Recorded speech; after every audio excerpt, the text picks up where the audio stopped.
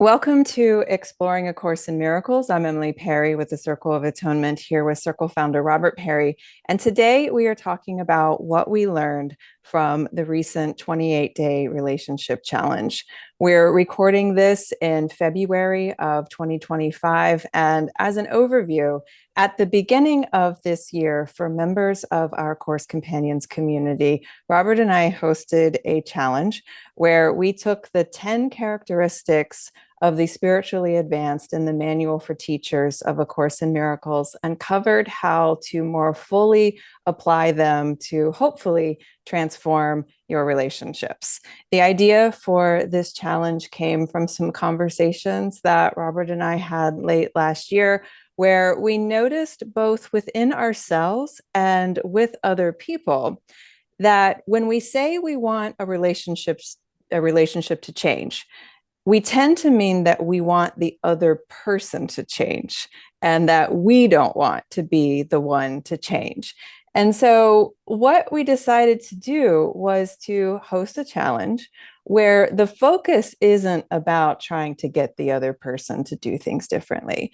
The focus was about us showing up in a way that the Course defines as spiritually advanced in our relationships for 30 days and seeing what happens as a result. And what we asked for at the very beginning of the challenge was to trust the Course through this process. So when it says to be defenseless, for example, even if everything in you in that moment wants to just come out swinging, to hold back and tell yourself that you're experimenting for 30 days. You can do anything for 30 days. You're experimenting with what the Course says is the way through versus what our ego says is the way through. The replays and the diagrams and the PowerPoints and the handouts of the relationship challenge are all in our Course Companions program. So if you want to go through the challenge yourself, you can find all of that inside Course Companions at coursecompanions.com.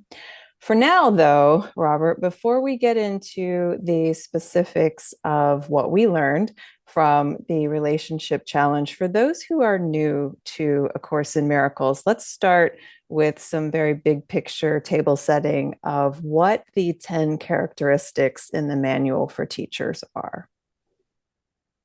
The 10 characteristics are in section 4 of the Manual for Teachers, and they're the characteristics of the advanced teachers of God, of the spiritually advanced. And just to list them, they are trust, honesty, tolerance, gentleness, joy, defenselessness, generosity, patience, faithfulness, and open-mindedness. If you look at the list, and especially how they're described, the person who embodies those characteristics is an extremely good, even saintly person, and would be so in any tradition around the world. Some of the characteristics you can find on other lists of virtues in other traditions, like honesty, tolerance, generosity, patience. These characteristics, even though they're described in their extreme form, and in that extreme form, they develop over time. This is not an overnight thing. The Course says they are born in the holy relationship. But it also, in other places, has us do practice to cultivate these characteristics. There are workbook lessons on a number of the characteristics, like trust, non-judgment, which is tolerance, joy, defenselessness, generosity, etc. It says, interestingly, that those who have come to embody these characteristics, they are on the deeper level of their character, they're all the same, even though on the surface level, as people, they're quite different. They have different appearances, different backgrounds, different life experiences, different surface personalities. So you might have a truly advanced person having a superficial personality trait that's totally different from another advanced teacher of God. But on the deeper level, if they are advanced, they have these characteristics in their fullness. One of the really great things about the characteristics is that he never says, which I've so often heard, like, this is a good thing to be, this is a virtue, so just be it. Like, patience is a thing, learn patience. He always gives this twist on it, this unique perspective that kind of, in my view, unlocks it and makes it possible, so that suddenly you see, oh, wait, that's just a reflection of how reality really is. Or that's just a reflection of how my mind really works, so that it's not a sacrifice, but it's the way to happiness. Can you give an So, example of that? One of well, those for twists? instance, yeah, I mean, there's just each one has at least one. But like I mentioned, patience, we are always kind of told to basically brute force patience, like be patient. And he says, if you really trust in the ultimate outcome basically being from God, being salvation, um, the ultimate outcome with a person being they get to salvation, then patience becomes natural. And you're not just waiting patiently in a fidgety, anxious way. You're waiting with a true lack of anxiety, a true sense of peace and confidence, say, in that person. And every single characteristic is like that, where he gives you this angle that just unlocks it. And what that angle means is that all these characteristics are always justified. Okay. And because they're always justified without exception, that leads to the extreme form in which they're presented, in which, something like honesty, like we think of honesty as make sure what you're saying is the truth as you know it. He says real honesty is this extreme condition where all of your words, all of your actions, and all of your thoughts are in harmony with each other and within themselves. All your thoughts agree with each other, and they agree with your actions, and they agree with your words. That level of honesty is mind blowing, and I think quite rare. Yeah, and say more about that idea that these aren't just simple characteristics that the course is asking us to embody so that we can be slightly better people. You were adamant during the challenge that he takes these characteristics, every single one of them, to the extreme. So say more about that idea, because that's really interesting. You see it with that example of honesty, but you see it with all of them. Like with trust, he has, 6 stages in which we develop trust. And by the time you get to the final stage, there is a trust that, everything that happens is helpful, and that you can completely trust the Holy Spirit for what belongs in your life and what doesn't belong in your life. And that trust leads to a profound tranquility in the face of all challenges, all emergencies. And as you go through the characteristics, each one is presented in this like pure form, where it's not like a sometimes thing, where it's not mixed with anything that would dilute it. Yeah, we'll get into more of those kind of details as we go through the characteristics that stood out to us. But one thing I just want to add as we're doing the big picture table setting here is that he says in the introduction to the characteristics that the the things that are not included in them are our inheritance from God. So, in other words, the things that we don't actually have to learn, the things that God has just given us as part of what it is to be created by Him. And the introduction says that these are things like love. We don't have to like do anything to earn God's love. We don't have to earn our sinlessness, our perfection, our knowledge. And he also says eternal truth does not appear in this context because it would be inappropriate. So, can you also say more about that idea that there are these attributes of God's teachers that everyone just has? versus the traits that we're meant to develop? Well, there's two sides to it. One is everyone just has them. Two is you don't embody these on earth. They are beyond the earth. So real love from the course's standpoint is something of heaven. Knowledge is something of heaven. So the idea is we're not in this world cultivating and growing towards an eventual state where we embody those. We realize those once we transcend the world. They're too all-encompassing, infinite, uncompromising to really be embodied here. We just kind of crawl towards the 10 characteristics he's given us, and then we step off the wheel and back into eternity. Crawl towards the 10 characteristics. Yeah, it feels like that sometimes, doesn't it?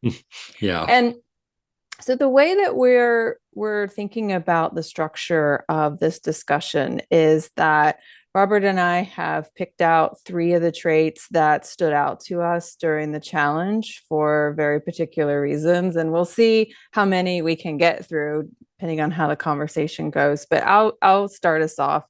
One of the traits that really made an impact on me during this challenge is the first one, the foundational characteristic of trust.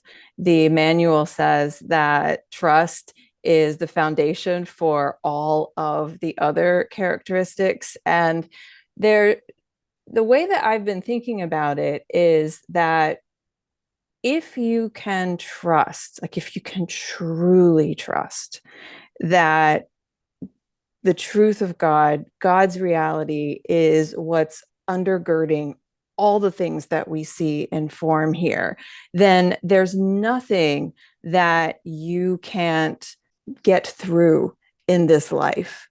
And I think where we go wrong is we tend to act like, and I'm just as guilty as anyone else. Oftentimes we tend to run around kind of like Chicken Little, like, oh my God, it looks so awful out there. It looks so bad out there. So many things are going wrong at the same time. And if we can just have that trust that there's a safety here, that the Holy Spirit is in charge of what's going on here, then we would have that kind of trust that he's talking about. And so for me, strengthening that trust muscle is huge. So I don't know if you want to say anything more about how trust hit you. Well, I want to say a couple of things about trust because we did use a different definition than what you find in the manual itself, just because it was a relationship challenge. So we were gearing it towards relationships. The manual talks about trust in the sense of you can trust everything that happens because you trust the Holy Spirit's in charge. And you can trust his guidance for what should be in your life and what should not be in your life. And you go through these 6 fairly arduous stages in learning that kind of trust, in learning that really resting on his governance of things and his guidance is not a sacrifice, but it's happiness. And the great thing about that definition of trust, as it appears in the manual, is that it kind of makes possible in a lot of ways the rest of the characteristics, because those other characteristics where you're being honest and tolerant and gentle and defenseless and generous, they're a person that is not constantly trying to control their world. Well, can I just, And you can only step away from that control if you trust. Yeah, go ahead. right. Sorry, I don't mean to butt in, but you've said the thing that meant so much to me, not only in this challenge, but in the last time we talked about trust in that whole series, that podcast series we did on the characteristics. And those of you who listened to that will recognize that Robert and I kept talking about this little 3-step process where if you lack that trust, that there's something deeper going on here than what our eyes tell us is true, then you have to get into this place of control. Because if you don't trust, you have to control. And then when you control, when you seek to, control other people, control the external circumstances of your life, then you're going to find it very difficult to be kind. And so Yeah. much of where we go wrong in our relationship is because we don't trust the other person. And so therefore we're always like injecting little means of control, and that injection of control means that we can't be kind. And so then we get friction. And I do want to say that I know for this characteristic, you did kind of put a little twist on it for relationships, because in the manual for teachers, trust means you're trusting in the Holy Spirit to keep all things safe. But here in this relationship challenge, what we're trusting in is there's a goodness in the other person that goes beyond, again, what our eyes tell us is true about them. And so I'd love to hear more about that little twist from your perspective, because I, for one, found that to be really helpful. Yeah. So we did kind of change the definition. I'd hoped to circle back to the original definition at the end of the challenge. We didn't have the chance to do that. But the definition I used was drawn from the text and from the workbook. And the idea is trust is foundational in any relationship. Every living thing, as they encounter another living thing, is sizing up, can I trust you? And what that means is there a goodness in you that will act in support of my interests? Or are you going to harm me? Right. And what the Course says is that even when their external behavior has harmful intent, which is so often the case in this world. I mean, we all have egos. Um, Even then, we can still trust them because we can look past the body, past the ego, to a goodness in them that is eternal, even if they're not very in touch with it. And we can trust that goodness underneath the surface, behind the appearances, rather than have our trust shattered by what their body's acting out, which is what usually happens. And then the last thing is, when we trust that goodness in them behind appearances, we learn to trust the goodness in us, which is a huge issue. We don't have a lot of trust that we will act from the goodness in us. Right. And there's two really important sides to that. So when you say we're trusting another person, the way that we were talking about it, the way you were just talking about it, it's not so much that we're trusting that they're going to do what we want them to do. And it's not even so much that we're trusting that they're going to do the right thing. It's that we're trusting that no matter what they do, there's a goodness underneath them, that a goodness that's in them that is unalterable because God put it there. And Yeah. and one of the things that I found so fascinating in just focusing on that for this challenge is there was two specific instances where you and I had to send a very difficult email to two separate people. And what we had to do was break the news that we weren't going to do something that this person felt really strongly about, like really strongly about. And so when you have to send an email like that, there's always the chance that they're going to come back and attack you, like make it about you, make it about your nefarious motives and this, that, and the other. And what happened in both situations was you and I, before we hit send, we were like, okay, we're going to trust that this message, even though it will be disappointing, will be received with the goodness in the other person. And lo and behold, both times, the person wrote back in a kinder and more accepting way than we expected, which had not actually been historically the way these people had responded in the past. And so you and I were just kind of left wondering, did did something happen there? Did our intention to see the goodness in them actually have an effect? And so I thought that was a real standout for me in the challenge. Do you want to say Mm. anything more about it from your side? No, I mean, I don't think that our trust kind of requires that they come back that way, but I think it's absolutely possible that trust can elicit more of that.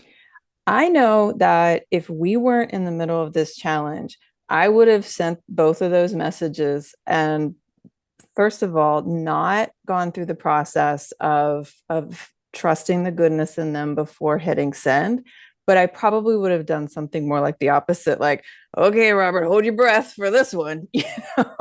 And it's a whole different vibe when you're saying no there no actually I know this is going to be disappointing, but at the same time I believe there's a goodness in this person, and this message can be received by that goodness, and I'm trusting that the goodness in them is what will respond. Doesn't always work that way, but you and I were very Yeah. struck that it happened twice. Yeah.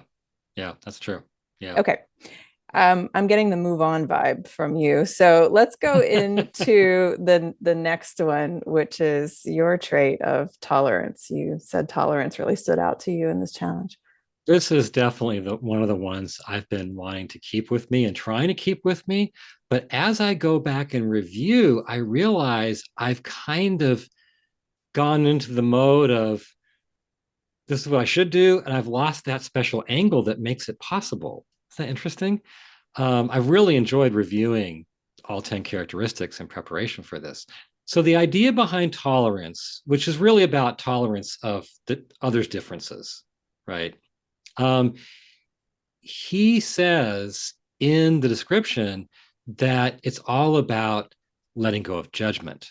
So the source of our intolerance is our judgment. And if we can genuinely let go of the judgment, we can be truly tolerant. So what he says here, first of all, judgment amounts to measuring someone against your standards, right? This is the way it should be, and you aren't doing this way. And you can see how that would lead to intolerance. But the twist, that special angle here, is that he says, essentially, if you were really honest with yourself, and the previous characteristic is honesty, you would admit that you're not in a position to judge. Like you aren't all knowing. What makes your standards like the standards? Um, and this is a theme that occurs in different places throughout the course, like in talking about judgment in terms of decision making. We know we can't make perfect decisions because we don't have all the facts. We don't know enough. We're not unbiased enough. And so the idea he keeps saying, and it's alluded to in this section as well as elsewhere, is that it's not that you should not judge, but that you cannot judge. You're just not in a position to judge. And if you really were honest with yourself, you'd know that.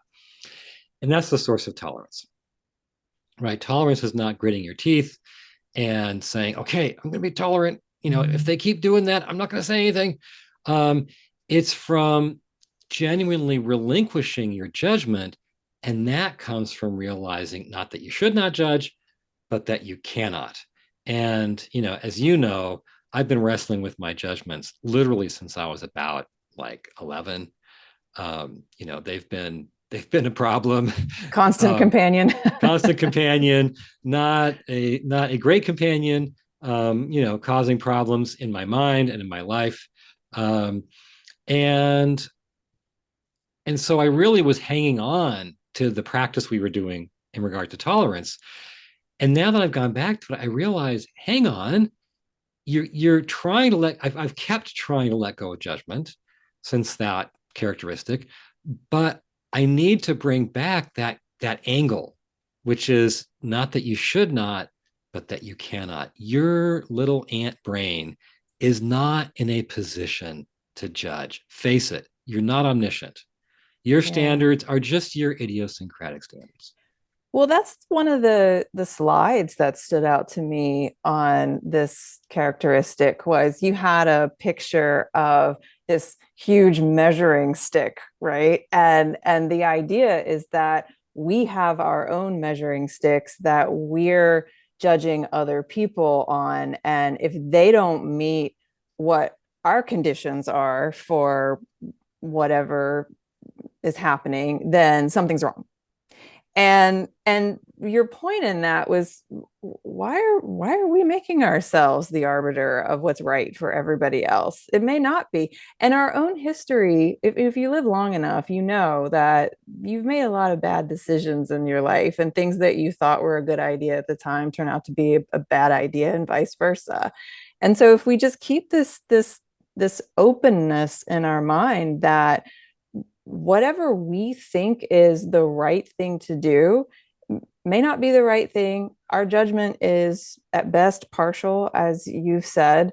There are always more facts that we need to know in order to make a decision, and we don't always have all those facts. And yet, so often we're just determined that our way is the way. And how could that not make us completely intolerant of other people? And I think when we just stop with, I should not judge, there's the temptation to keep doing it is too much because you think, okay, it's bad, but A, it's kind of necessary. B, feels kind of good. It's like the forbidden fruit, right? But when he says you cannot, you're not in a position to do it, then it's like, oh, hang on. Like, why try? Why try to like Mm-hmm. jump over that building? I can't do it. Yeah, and this is also relevant in terms of guidance as well, because if our mind is so full of judgment toward other people, how could we possibly be loving towards them? And if our mind is so full of judgment, then how could we possibly have an open enough space to hear the guidance that the Holy Spirit's trying to give us about what to do and what to say in any given moment? And so a mind that's full of judgment can't hear the Holy Spirit. And that's a big deal. That should be a big deal to us as course students. Yeah, and we just read that, you and I, in the manual recently in section 9, where he says the giving up of judgment, the obvious prerequisite for hearing God's voice. And the idea there is in that sense, the judgment is your evaluation of what you should do, of what the wise course of action is. It's like if you think you know what the course of action is, how does that leave room for hearing a higher point of view on that? Right. And it also says that judgment implies a lack of trust. So there's that idea of trust again as the foundational characteristic, because if you're judging based on your measuring stick, then how can you trust that the Holy Spirit's at work here too? Right. Yeah. Yeah. Okay. So the next characteristic that stood out to me was gentleness. And I feel like gentleness is always, it's my forever characteristic. It's the one that I was telling you last night. I almost can't even let in so much of the beauty of all the other characteristics because this one looms so large in my mind. I know that I have work to do when it comes to expressing a message gently. This is I your version of my judgment. Yeah, I know. I know. Lifelong. And so there's a line under the gentleness section of the manual. It says God's teachers are wholly gentle. They need the strength of gentleness, for it is in this that the function of salvation becomes easy. Now, that idea of the strength of gentleness is what has really stuck with me this time, because we think of gentleness as being weak, right? If we're gentle, we're going to be passive. People are going to run us over and they're going to pick on us and blah, blah, blah. And so we think we have to be armored up in order to make our way through life. And what life has taught me actually is that works. You can actually armor up and make your way through. You don't have to have sharp elbows to do it, but if you have a point of view, you state it very clearly and directly, then you can kind of get what you want in the world to occur. The course says there's far more strength in being gentle, and I so agree with that. The person who is immediately angry, the person who is immediately triggered and flies off the handle, pops off, that doesn't look like strength. We think it's strength when we're doing it, but when we see it in other people, we immediately notice the weakness in it. And so that's a weird thing to me. Why? I don't know if you want to say anything about that. Why is it that when we're being harsh, we think it's strength, but when we see other people being harsh, we know it's weakness? If I may, we had this great conversation last night about this over dinner, about these characteristics, including gentleness. And what I was saying is that you are so results oriented. You are all about getting to a goal. And it's why the circle needs you. Um, but if you're all about results, there's a temptation to armor up and so on. And I think the fact is that it can look like, even if someone might read it as weakness, they still might do what you want, right? If you kind of push your way through, if you can kind of aim a little subtle ridicule their way, if you can suggest this is the only way to go, um, that person, even if they're perceived maybe as a little petty or something, they may get people to do their will. And there's a reason, and I'm not talking about you in this respect, but there's a reason why bullies sometimes, get their way. Um, and I think anybody who's results oriented is going to be so tempted to go down at least some slight version or degree of that path. And the great reframe here, as you've just said, is he's saying no. To accomplish your true function in this world, you need the strength of gentleness because it's the strength of love. And love in the end gets more results. It gets people more fully with you, not just obeying you out of fear, but they're actually with you. And we just had a great conversation about what an absolutely vital reframe that is. We were talking about a board meeting here at the Circle a couple of years ago where one of our board members just absolutely masterfully delivered this message to another member who, again, wanted something that was being rejected.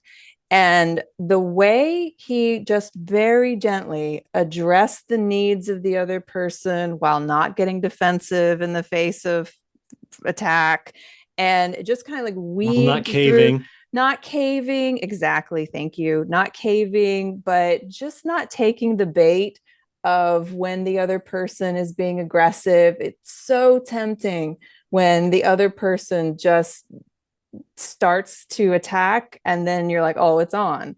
And the strength is saying, no, I'm not going to go there, I'm going to love you through this anyway. And that's exactly what he did. And in the end, both sides kind of landed it on some common ground and everybody felt good about what was happening there.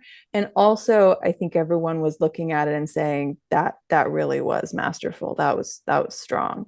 So the easy thing to do is to pop off. The hard thing to do is to display gentleness in the face of an attack. Yeah. Yeah. And you're right. I mean, I don't know if I'll ever forget that that particular, interaction and the little speech he gave. It was Mm-hmm. so masterful in sort of holding a certain line, but doing so with genuine love. And then you get the other person really with you rather than fighting with you or Right. obeying out of fear. And there's two final things that I want to say about gentleness that stand out to me before we move on. One is, in the manual, it says no teacher of God must learn, and fairly early in his training, that harmfulness completely obliterates his function from his awareness. And of course, his function could be referring to forgiveness, our general function. Everybody has a general function of forgiveness. So if you're harmful, you're not forgiving, and then your function gets obliterated from your mind, and then you just continue to go on spewing more harm. But also, it could be related to your special function as well. And so if you're going through life judging, being harsh, which is another way of saying being harmful, these things are obliterated from your awareness. God, to some degree, is obliterated from your awareness, not obliterated from your mind. He can't leave your mind, but obliterated from your awareness. And that's a big deal. Maybe we should take that very, very Yeah. seriously.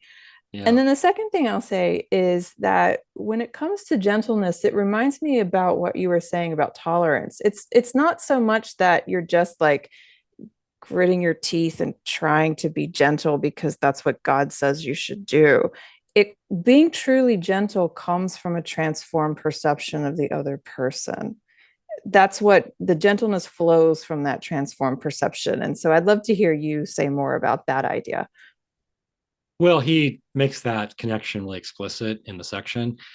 Basically, just like tolerance is about letting go of judgment, gentleness is about, as you've been basically implying, the opposite of harmfulness.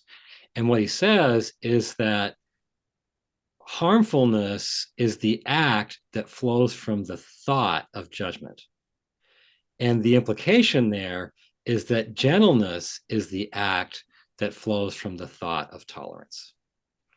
And so he's really linking those two, the thought and the behavior up really specifically. You can't really be gentle in your behavior unless your perception is one of non-judgment, one of tolerance. And doesn't he link joy to gentleness? So joy is the outcome of gentleness. Yeah, which is really counterintuitive for us. We think joy is getting what you want. And he says joy comes from essentially, what amounts to, as the text says, the relinquishment of all attack. So if you relinquish all attack, which means you're truly gentle, that is what unlocks joy in you, so that joy becomes not just the occasional, like, yay, this thing happened, but it becomes your one mood. It's hard for us to wrap our heads around that comes from just letting go of all attack and becoming fully gentle. Well, that was what I thought was so cool about saying, look, for 30 days, we're just going to trust that he means what he says. And so when you feel the need to be harsh, when you feel the need to judge, just refrain from that, be gentle, even if it takes everything in you to do that, and just see what the result is. Are you more joyful at the end of the process?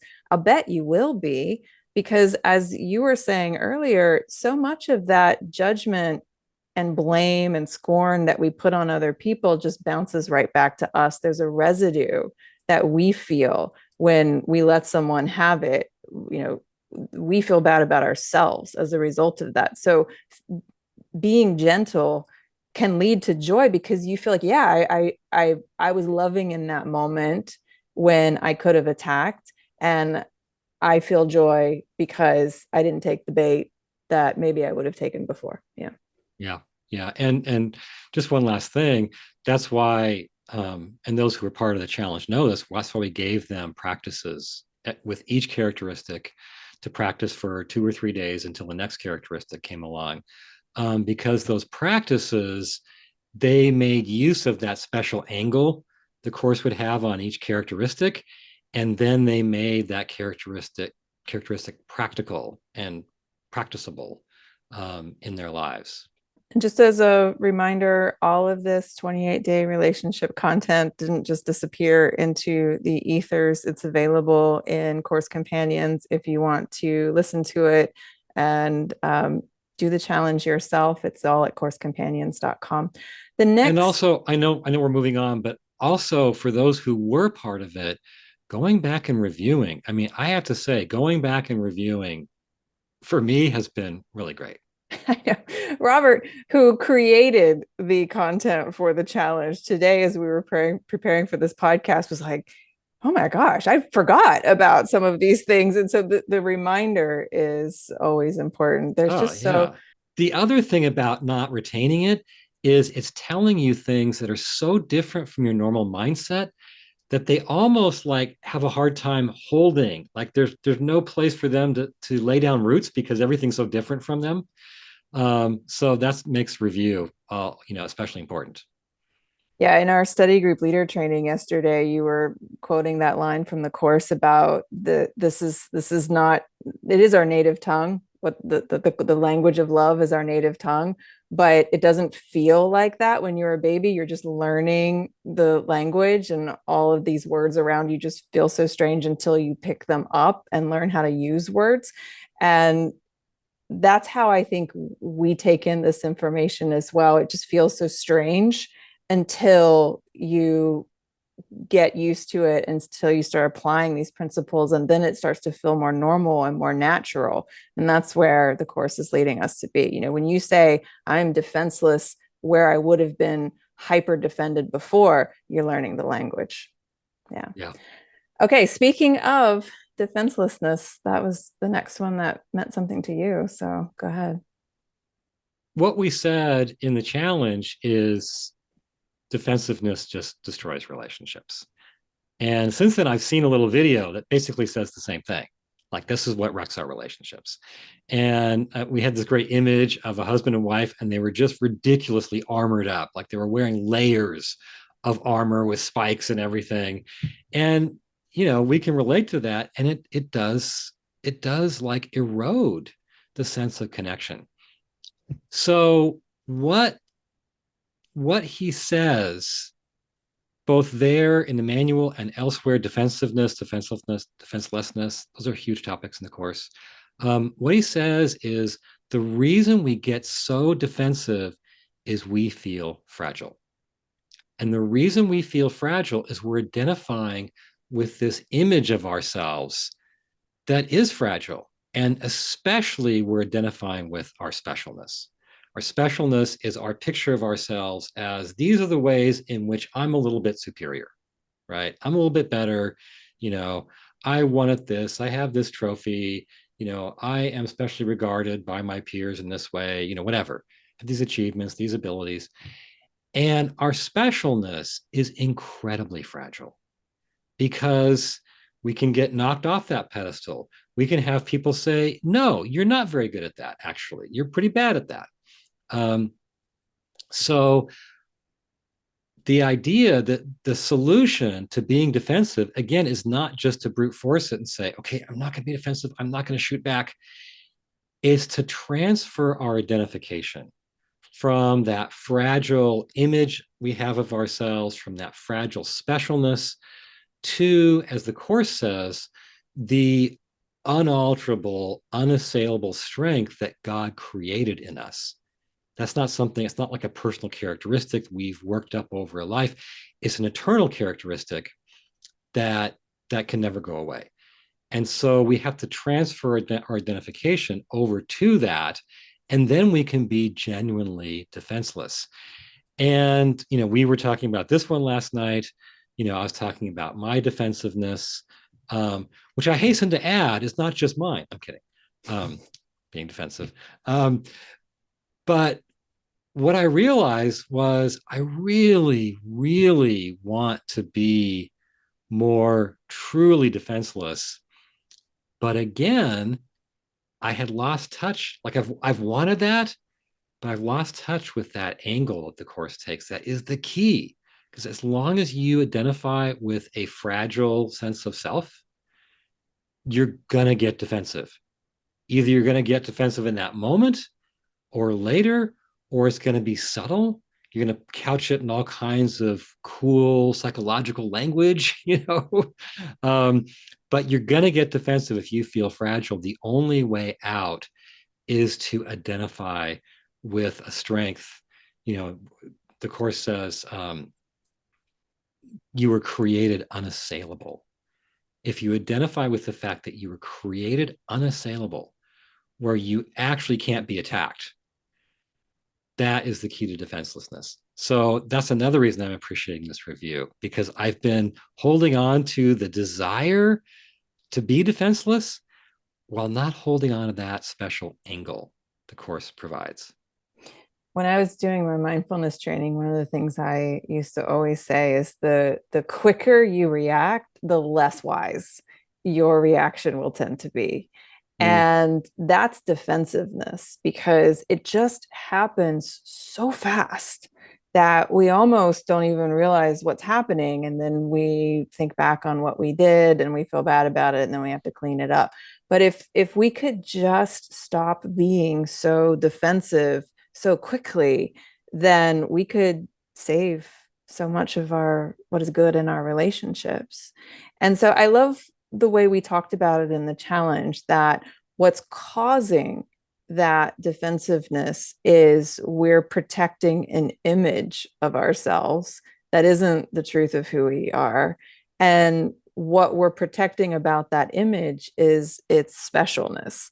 Like Yeah. if you want to get me defensive real quick, tell me I'm not doing a good job here. And so I find that if I get underneath the layers of like what's going on there, that there's a sense of specialness, like I want to do a good job. And doing a good job means what? Some form of specialness, right? Like, so you can go ahead. I feel like you want to say something. I feel like you genuinely want to reach the goal that we believe is a holy goal with with the course's life in the world. And there's specialness also in there, right? You Mm-hmm. want to feel proud of yourself. You want to be seen in a certain way. So I don't think it should just be reduced down to specialness, but it's in there. Yeah. And I'm only sharing that in part because I think it's good for all of us to look at the thing that we're defending. And without that idea that, oh, it's the specialness, then we can think we're defending all these other things, right? And they're not, that's not it as far as the course is concerned. So if you say, I'm defending that image and that image is based on specialness, well, where in your life are you trying to feel special? And then when you can unpack that, then you can get to the heart of why you're so defensive and then maybe not be so defensive. Yeah. I mean, which is so important because most of us, the course says, are in deep denial about our attachment to specialness. It calls specialness like the what amounts to is the mother of all hidden beliefs. It's a belief we hide even from ourselves because we're all nice, we're all genuine, we're all good. We don't want to like see ourselves as ultra competitive. One last thing about defensiveness, we should say, and defenselessness, is that he keeps repeating the idea that as you identify with this fragile thing, and then when you defend it, the defense is meant to make you safe, but the defense affirms that you are this fragile thing. And as long as you're that fragile thing, you can never feel truly safe.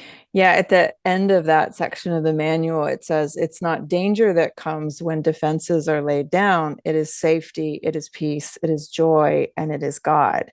And I think as students, sometimes it's really hard to understand the course's language around in my defenselessness, my safety lies, because we associate safety with defense. And Yeah. so, do you want to say anything more about that idea before we move on? Well, the idea that in my defenselessness, my safety lies, which is lesson 153, and has probably the best discussion of the rationale behind defenselessness, it's not that you just drop your defenses and get creamed. It's that you transfer your identification from your fragile image of yourself to the strength that God created in you.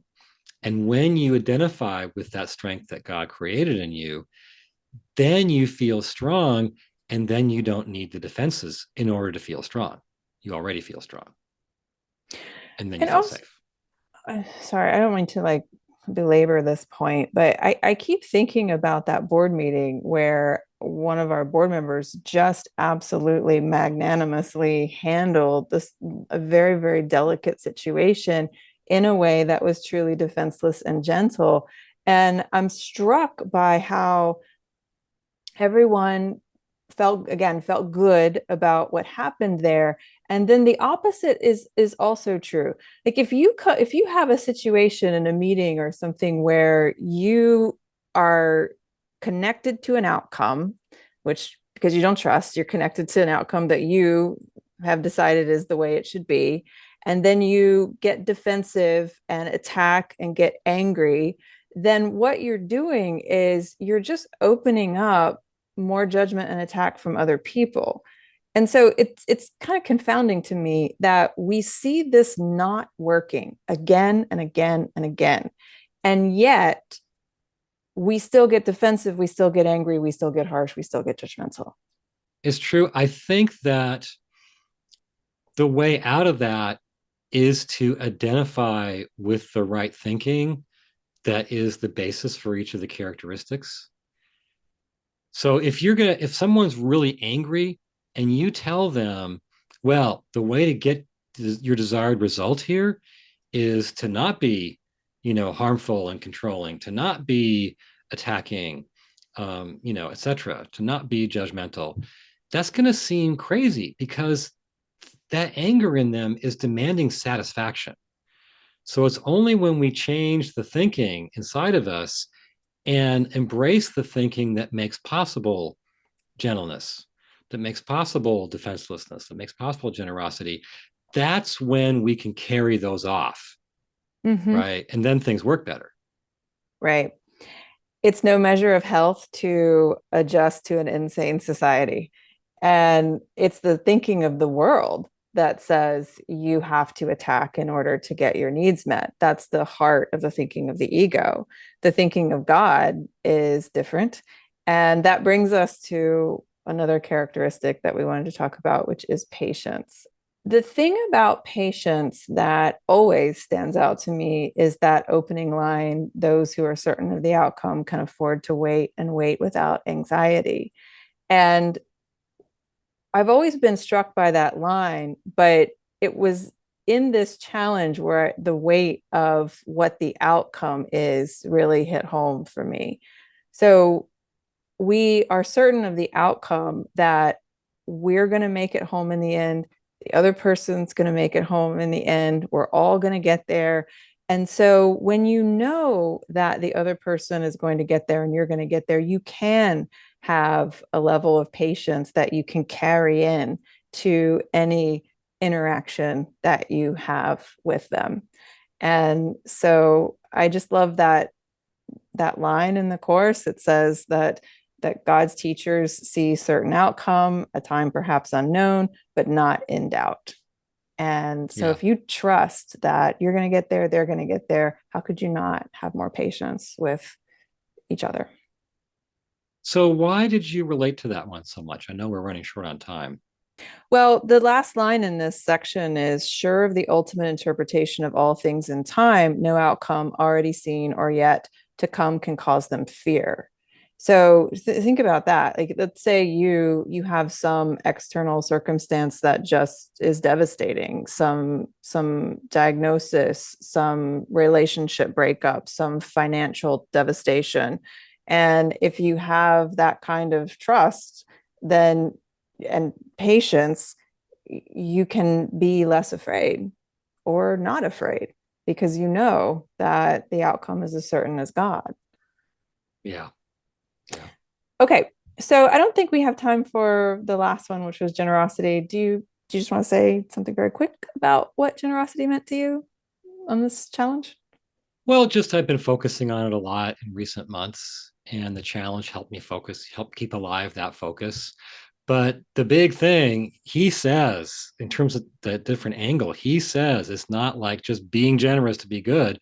He says we have to train our minds to carefully learn a new meaning for the word. And the new meaning is not giving away in the sense of giving up, it's giving away in order to keep, giving in order to receive, so that we benefit the other person. And because we share their interests, their benefit is our benefit. And we need to learn that that's the real meaning of generosity. Without that, we all love the concept, but we can't pull it off because it seems like loss. I think it's such a generous thing in general to say this relationship can be improved, and I'm not going to seek to improve it by trying to squeeze you into changing in all these ways that I think you need to change. I'm going to try to improve this relationship by showing up differently because I'm thinking differently. And because I'm thinking differently, I'm behaving differently. And I'm going to be more of an expression of love and see how I can move this relationship forward. I think that's among the ultimate in Yeah, generosity. totally. Well, one of the things I see is that almost every voice on relationships that you can hear is implicitly saying the real question here is, what am I not getting? And the chorus would flip that around to say, the real question is, what am I not giving? The only thing that's lacking in the situation is what you're not giving. Yeah, yeah. Okay, so just to wrap this up, you love to say that the 11th characteristic is forgiveness because the forgiveness is the central teaching of the course. It's the ultimate place the course is leading us to. So I'd just love to hear you say more about that as we wrap up. Well, I mean, it's virtually said in the section because he says open mindedness is not only number 10 on the list, it's the last on the list. He says is perhaps the last characteristic to be acquired. And then he says the reason it's the last to be acquired is it's the gateway to genuine forgiveness. Because what we're being open minded about is not just our opinions, it's open mindedness about who the person in front of us really is. Are they really just this, the way they appear to us, that body motivated by an ego? Or are they perhaps something far more? Are they the Son of God? And that idea of going from seeing them as that misbehaving body to seeing them as the pure and innocent Son of God, that's forgiveness. So open-mindedness is the last characteristic we acquire. It leads directly to forgiveness. And forgiveness, in the Course's view, is the end of the road. When we really get forgiveness, we are out of here and we're back to the eternal characteristics of God's Son. And so, we often think of forgiveness as really important, kind of bottom rung spiritual virtue that's preparatory to the real climb to the heights, the mystical heights of oneness with God. But in the Course, he's so redefined forgiveness that it's a profound shift in our whole way of seeing reality. And that profound shift is not at the bottom of the ladder, preparatory to the real stuff. It's the top of the ladder, and everything else is preparatory to it. So he doesn't say 11th characteristic, but he comes very close. He makes it very clear that the 10th characteristic leads to this one, and this is the end of the road. Robert made fun of me mercilessly during our forgiveness challenge the year before last because I couldn't stop repeating that forgiveness isn't a rung on the spiritual ladder. Forgiveness is the ladder. Which And I love that line, but you said it enough that I couldn't hold back. well, look, I just was able to rattle that off. I can't hold on to a lot of what the court. There's just so much, as I was saying before. There's just so much wisdom in there. It's hard for me to hold on to like all of it at any given time. But I repeated that so much that it's stuck in my head that forgiveness isn't a rung on the spiritual ladder. Forgiveness is the ladder. So there is some benefit in repetition.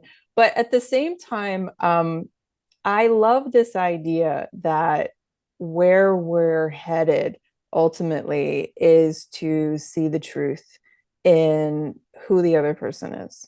And the lesson 151 in the course talks about someone who is quote unquote unheeding of the body's witnesses before the rapture of Christ's holy face. Now, when we were talking about the extreme nature of the course and these characteristics, we don't tend to look at each other and behold the rapture of Christ's holy face in one another.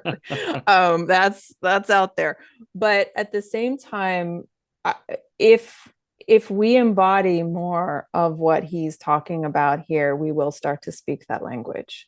And the more we start to speak that language, the more spiritually advanced we will be, and the better our world will become. And that's the final goal of the course's curriculum. And when we get closer to being those kind of people who don't heed the body's witnesses about what is true about the other person, then we're becoming the kind of person the course is asking us to be, and we're becoming more like Jesus. And who wouldn't want that? So I think that's a good place to close, but please go ahead and share any final words you have.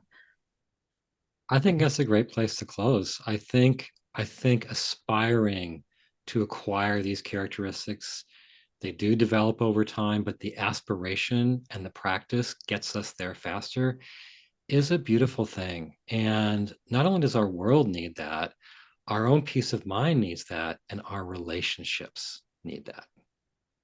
Well, as I said in the introduction and at one point in the middle of this discussion, if you are curious about the 28-day relationship challenge and want to go through it, all of the content is still available in Course Companions. If you sign up at coursecompanions.com, you'll find everything waiting for you. And if you're in Course Companions, as Robert said, and want to do it again, it's a valuable exercise. It's amazing how much we can be so committed to. And when we learn something, we're like, oh, I'm never going to forget this. And then 2 weeks go by and you're like, oh, I forgot about that thing that mattered so much to me. So we have to keep reminding ourselves of these ideas in order to really embed them in our mind. And we're doing a very hard thing. We're changing how we see other people. It's the ultimate in dissolving the ego. So with that, thank you so much for watching or listening, and we'll see you next time. Bye for now.